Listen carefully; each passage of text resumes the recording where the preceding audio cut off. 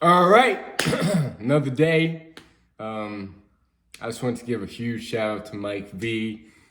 Any of you make videos know who he is probably. Like he's been in the semen retention NoFap community for as long as I know, since I've been making videos back when I was 17, 18 on this NoFap journey.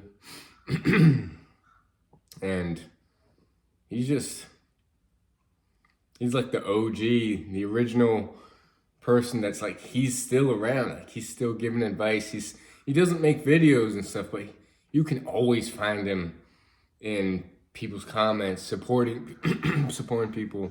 Damn, I got this thing in my throat, but I just want to give a huge shout out to that guy. And he's just, I would probably not be I would not be where I am in this journey over the years without him, without his wisdom, without his advice. And he knows what he's talking about. Like, okay, so here was one of his comments underneath my video about my word being my bond. He says, I like what you said about your word being your bond. Long before I ever heard of no PMO. Damn, just something in my throat. It's not my throat's not bad. Like I'm not sick. Anyways, I had an instinct I want to quit masturbating, or at least experience/experiment with times without it. Those were short, of course, usually no more than 2 or 3 weeks, but sometimes a few more. It was hard. Then I found NoFap LLC. I committed to reaching 90 days. It took me 200 days of trying. I got there. Only 3 well-spaced releases later, I wanted another 90 days. Around 50 to 60 days in, I had to give myself an irrevocable promise to keep that streak going for a year. Around the midpoint of that year, I knew I might or might not release in the future, but I was done for good with using porn. After 370 days celibate, I settled into a pattern of masturbating in moderation, where I could choose to do it or not, without any sense of compulsion or disappointment either way. Even though I could freely have releases, I also still enjoyed going on streaks of a few weeks or months without any. The longer I did that, I realized how much I missed semen retention whenever I wasn't on it, and how eager I was for the next streak.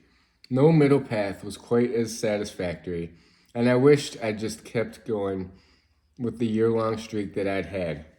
I was beginning to realize I wanted permanent celibacy, but I couldn't give myself that irrevocable promise if there was any chance I might break it for some future orgasm.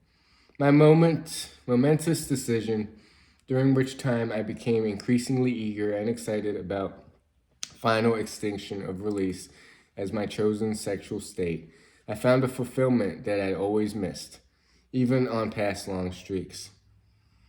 It's been over 5 years now, and I've never been happier or more fulfilled. I'm done. Now, I know a lot of you don't want celibacy as like a whole lifelong thing, and you just want to use this as like a tool to find the right woman for you to like have a family, and this is like a tool it's a tool like anything, right?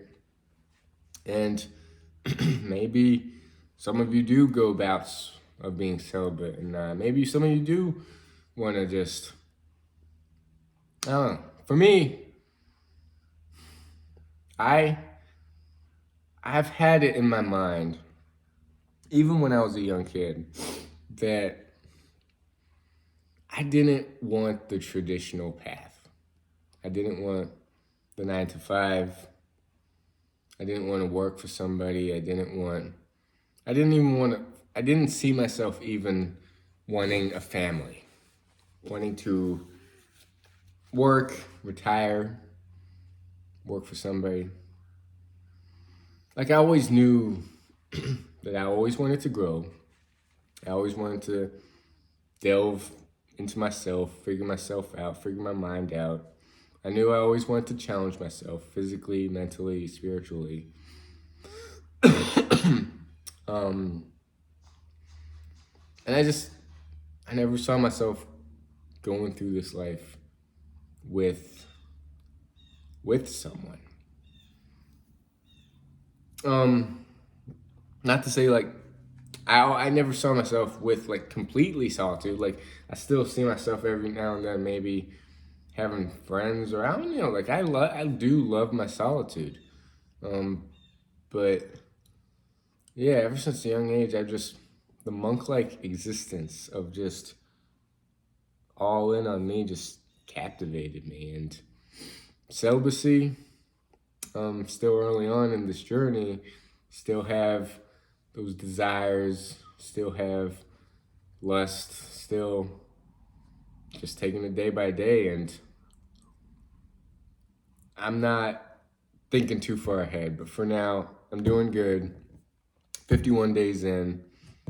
Also wanted to, so Mike V, damn, like he's an inspiration. And also, so I commented underneath that and I was just expressing like, who knows, like, because my mind always self-sabotages me. Like, I can't trust my mind. I've gone on high streaks before, and all it takes is one day of just saying like, fuck it, I don't want to do this, and completely going right back to day one. But anyways, he says, what men mistake for desire to ejaculate is really desire to procreate. And the part of the mind that governs it doesn't know the difference. Procreation is completely optional, but non-procreative release is just useless entertainment that costs us the benefit of retaining our semen. About 14 months after I went permanently celibate, there was a discussion of the brevity of orgasm. I tried to imagine one to estimate its duration, but I was surprised that I couldn't remember the details, not even the sequence of events.